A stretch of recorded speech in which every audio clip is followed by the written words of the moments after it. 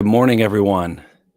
It is Thursday morning, March 3rd. It's 8:30 a.m., and this is our midweek gathering. My name is Zach. I'm the pastor here at the community that is here called Bethesda. It's United Methodist Church here in Salisbury, Maryland. This is a time we get together once a week. In the middle of the week, it's a check-in. It's an opportunity to connect with each of you, to see how we're doing, to ask some questions, be in community together, discuss some scripture, and then have a time of prayer. And please feel free if you have questions or comments, or if you have a prayer request, please leave them in the comment section, whether you're watching us here on Facebook or on YouTube. Or if you're and you're watching this live, or if you're watching this at some other time, uh, anytime you leave a comment in the comment section on either YouTube or Facebook, I get a notification of that, and we want to make sure to be in dialogue with you and helping you through all that you go through. I am sorry I missed last week. Um, I've been healthy all year, and I got a little bit of a little virus going around. So I was real sick last week. So I'm sorry I missed everything. I missed you all. I missed having our time together. So um, we now have entered into the season of Lent. Lent is those 40 days um, uh, prior to Easter. It's a time of preparation. It's a time of getting ourselves ready for what Easter has to bring to us. It is about death, but it is also about resurrection. Resurrection is the key, right? Anyone can die, but Jesus is the one who is resurrected. The resurrection is the key. And so, we prepare ourselves. And in some traditions, normally, sometimes people give something up for Lent. And that is an idea of saying to God, listen, this thing, whatever it um, is it standing between me and my connection with God? Is it, as if anyone was with us last night at our Ash Wednesday service, or if you watched with us online, the text we were looking at is from Matthew 6, where Jesus says, where your treasure is, there is where your heart will also be. So there's a direct connection. So wherever we treasure, our heart is connected to it.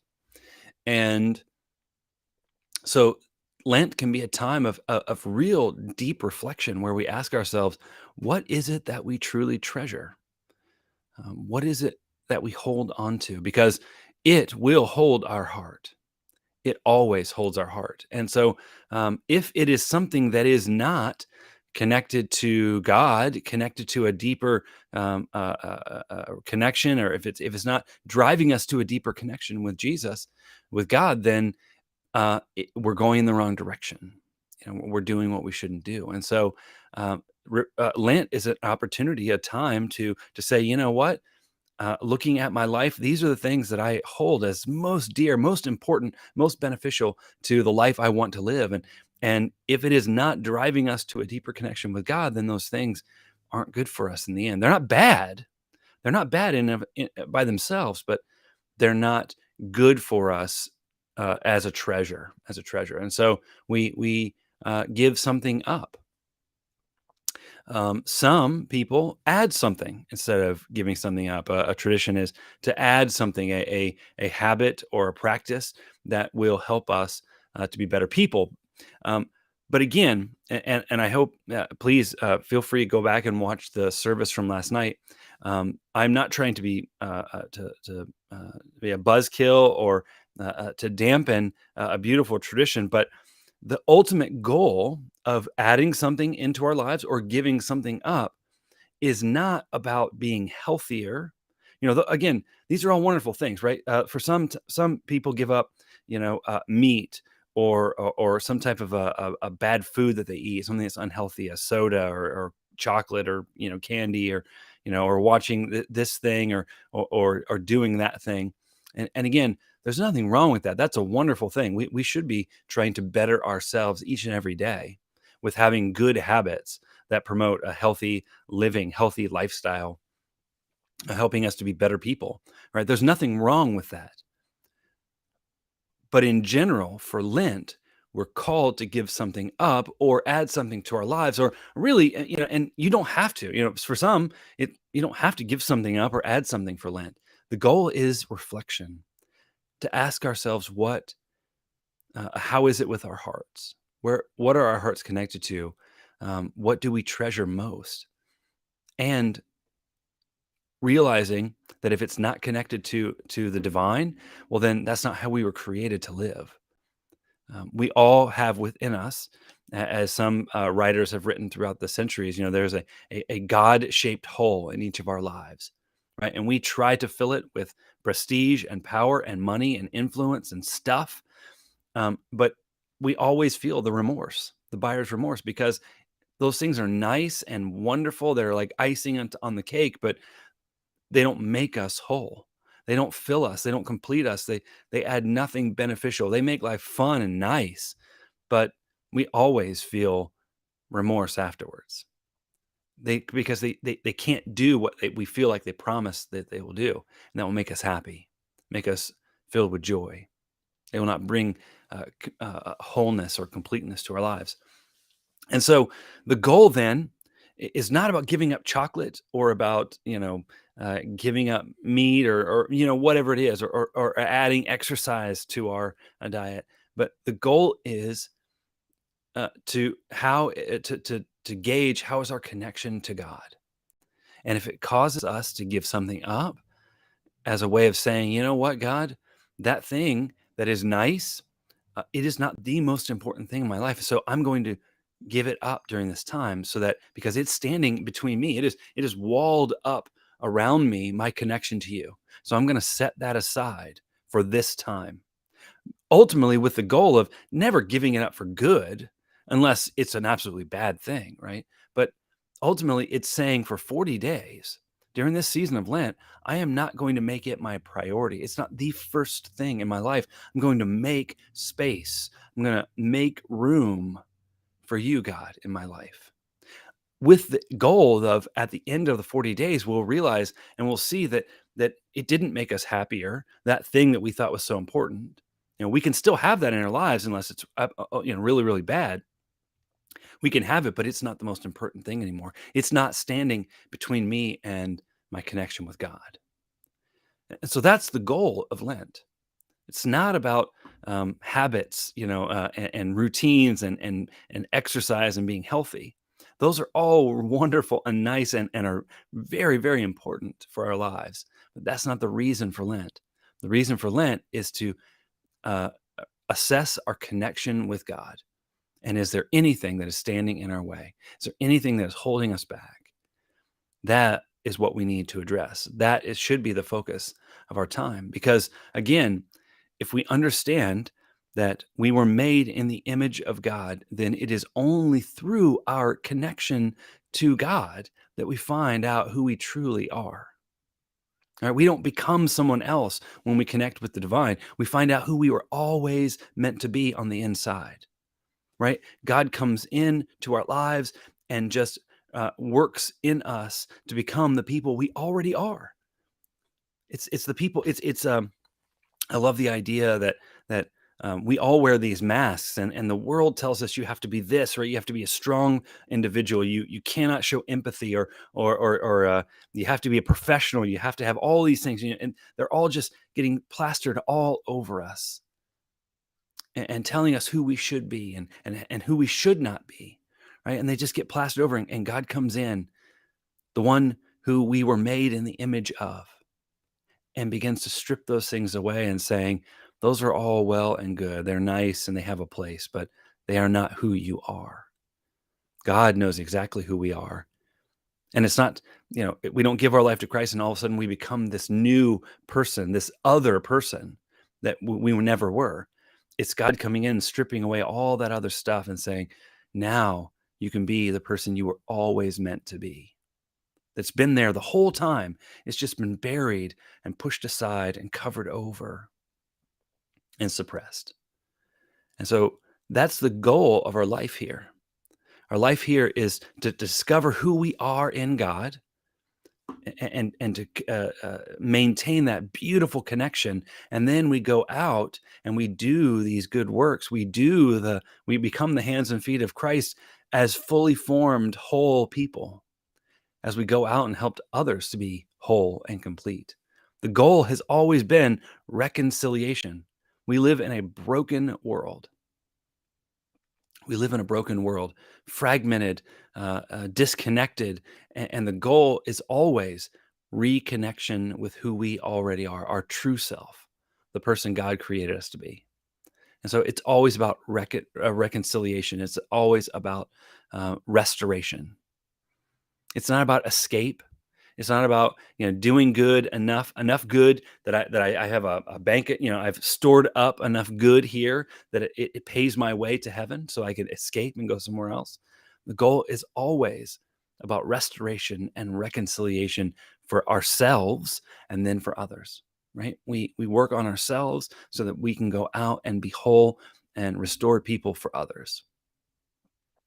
And it spreads, it multiplies. We go out and we do good, we show love, we show grace, and we show mercy because it has been shown to us. We continue the cycle of reconciliation and restoration. And so I encourage you during this time, spend some moments, spend a few days looking at your schedule, looking at your calendar, looking at those things that you hold most dear. And I'm not saying give them all up, because that would be that's an empty life. That is, there are certain things that we need to do on a daily basis. There are things that we need to take care of. So it's not just throwing it away. It's not abandoning all of those things, but it's saying, what is the most important thing in my life? Because that is where my heart is. Those things that I hold most dear control me. They have weight over me. They get most of my attention and my priority. They have most of my heart. And so it's reflecting, it's looking at our lives and determining what is it that is ruling us. And then giving us some space from that thing. Maybe it's setting it aside for 40 days. Maybe it's just pushing it back, or setting it down lower on the list of importance. But leaving space, leaving room for God to come into our lives. And I love this idea, that there was a practice for many years of some churches or groups or organizations, that every time they would meet, they would leave one empty chair in their group setting. And it was a sacrificial thing. It was a beautiful idea that they were leaving a seat for God, as if God needed a seat, right? It's silly. God is already there. But it was more of a tangible, visible sign to remind them to leave room for God in their meetings, to leave God involved in whatever that was they were doing, whether it was a meeting about maintaining the building, or whatever it was, right? Whether it was unbelievably important or it was unbelievably spiritual, maybe it was just a regular meeting. But if we leave room for God in our lives, we will remember to leave room for God in our own hearts and minds. We include God in our everyday life. Have we made space for God in our lives? Is there enough room in our calendars? Is there enough room in our day for God? And if not, then something needs to change. So I encourage you during this time, don't waste it. Don't go through the motions and just give up something, knowing full well that you'll pick it right back up. Don't let this be just about a habit or a bad food, to give up. Again, those are all well and good, but we're missing the beauty and the importance of this time, this season. It's about our connection with the divine. And so I encourage you, spend some time, really work through this, go through some moments of reflection, and don't just gloss over this. Don't just speed through it. Spend some quality time thinking about those ways in which we live our lives, and are we allowing room for God in it? Is there space for God? And then work on some practical steps to include God in our everyday life. Whether it's picking up a habit, whether it's setting something aside so there is now more time, for prayer or devotion or reflection or service? Are we leaving room for the divine in our lives? So, some things to think about this morning. Feel free to leave any comments or questions that you have, or if there's any prayer requests. At this time, would you join me in a time of prayer? We thank you, Holy God, for this beautiful season as we enter into this time of reflection of ways in which we are reminded to always maintain our connection to you, God, our relationship. That our journey of faith is not something that we just put on autopilot, that we just sit back and just cruise through, God, but it's something that we focus on, we maintain. You know, it is there are moments of reflection, of moments of times where we need to reevaluate, where we might have not given you our best or made room for you in our lives, God. So help us to use this season wisely, to not waste a moment, so that we never look back and say, I lived the wrong life. I lived the wrong life. I didn't do what I should have done. Help us, God, to be people who are in the present, who are not so focused on tomorrow or focused on yesterday that we forget to be with you, to be fully present right here and right now in this moment today. Because this is all we ever have. This is the only thing promised to us, God, is this moment right here and right now. So let us take this need for control out of our lives, God, and put our faith in you, the author, the giver, the perfecter of our faith, God. Help us to use this time wisely. Help us to be the people you have already created us to be. And God, we take this time to lift up so many individuals, God. If there is anyone who is hurting or in pain, if anyone who is feeling the sting of loss in their lives, God, we ask that you give them healing and comfort. We ask that you be with any of those who are face upcoming procedures or surgeries, God. We ask that you be with the nurses and the doctors and the staff. Be with their family members, God, as they help them to recover. God, you know our needs before we even have to say them. We know that you love us, you know us, and you call us by name. That is an amazing thing, to be known by name. And so, God, we hold you to the promise that you walk beside us each and every step of the way. We thank you for the blessings of life. We thank you for the patience and your love in our daily walk. Help us, God. Help us, God, to follow you with our whole selves. Help us to be people that truly follow you, not just with some kind of a sticker or a decal that says we're on the team, but God, we are invested, right? We are not fans. We are members of this team. We're members of this body. That we follow you, not just with our thoughts, God, but with our hearts and our minds and our whole lives. Help us, God, in all that we say and do. But we pray this in your name. Amen. Well, God bless you all. I hope that you have an awesome rest of your day. I hope that your week has been going well, and that you are doing good, and your family is doing good. Please reach out. Please leave a comment or email me or send a private message here. If there's anything I can do to be connecting to you or helping you in any way or ministering, please let me know. I want you to know I love you all, and I pray for you daily. And so God bless you. And we'll see you back here for our Lenten season. We got a new sermon series that we're doing called God on the Move. As we go through this season of Lent, feel free. We are in person. Not our contemporary service is at 9 a.m. Our 10:30 service is a traditional service. But we're on Facebook and YouTube each and every week. But we would love to worship with you and connect with you. God bless you. And we'll see you right back here for our midweek gathering.